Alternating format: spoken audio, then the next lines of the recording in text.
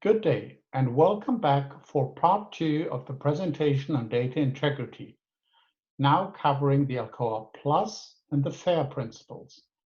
My name is Martin Michel, and I represent the Department of Pharmacology at Johannes Gutenberg University and the Partnership for the Assessment and Accreditation of Scientific Practice in Heidelberg.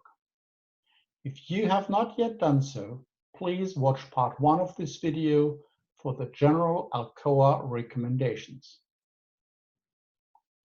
We'll now talk about 4 parts of the recommendation that were added later on. The first one stands for complete records. Are all data included, including any repeat or reanalysis that may have been performed? Data must not be deleted after the date of documenting and include any changes as well. This is important because only complete data represent the true findings. In practice, that means to completely report all data obtained and be transparent about any data and experiments being performed. This includes outliers. There's nothing wrong with appropriate means to remove outliers as long as you are transparent about it. The second part of Alcoa Plus stands for consistent. Are all elements in chronological order and as planned? All elements of the analysis must be in the sequence of events as occurred. This is important to understand the experimental procedure underlying your data. In practice, that means to organize your data according to date and time. It is very helpful to reduce errors by applying standardized operating procedures, also called SOPs, wherever possible. And durable. Are all recordings and notes accessible over extended periods of time? The material used to record the data must be in a manner which will last a long duration of time without losing readability. For instance, at least in my age group, we started using computers when we still had 5-inch floppy disks. Many of you will no longer even know what that is, but that also implies that any data stored on such media will no longer be useful, as this is not endurable. This is important because data could be the basis for future research products.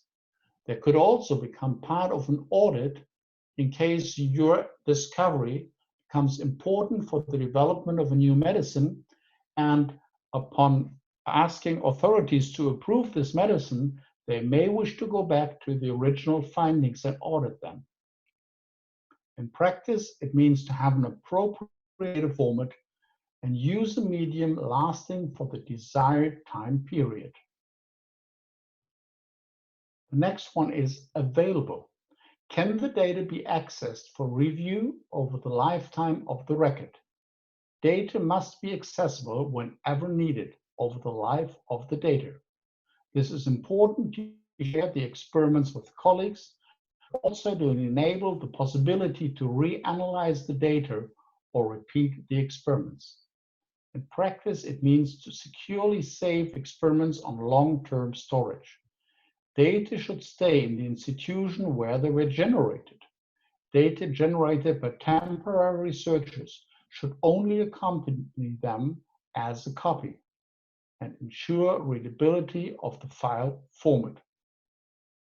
So, to summarize the Alcoa and Alcoa Plus principles, are the data attributable? Who acquired the data? Are they legible? Can you read the data in any entries? Are they contemporaneous? Was it recorded as it happened? Are they original? Are raw data records saved as well? And are they accurate? Are all the details correct? The Alcoa Plus principles, are they complete? All data included? Consistent? Are all elements in chronological order? enduring? Are all recordings and notes accessible over extended periods of time? And finally, are they available? Can the data be accessed for review over the lifetime of the record? Now switching to the FAIR principles. And FAIR is an acronym standing for findable, accessible, interoperable, and reusable. The FAIR principles actually original work from the geosciences, but they have meanwhile been adapted in many other disciplines. What do they mean? Data must be findable. Reusing any data is to find them, both for humans and computers. They must be accessible, knowing how they can be accessed, possibly including authentication and authorization. They should be interoperable, to be integrated with other data.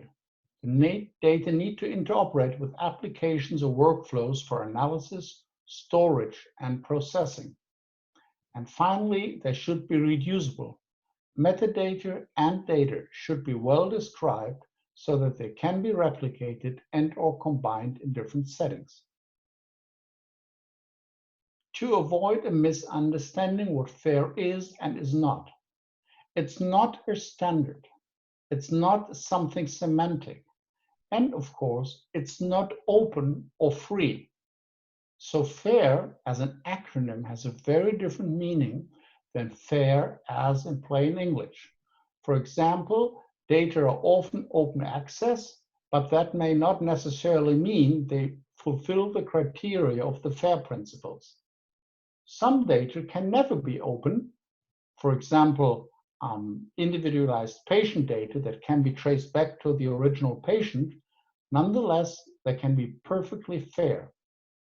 By design, FAIR is not explicit about data quality, trustworthiness, responsibility, ethics, or similar points. It's just a means to look at stored data. So, what is the big difference between FAIR and ALCOA? FAIR focuses on metadata.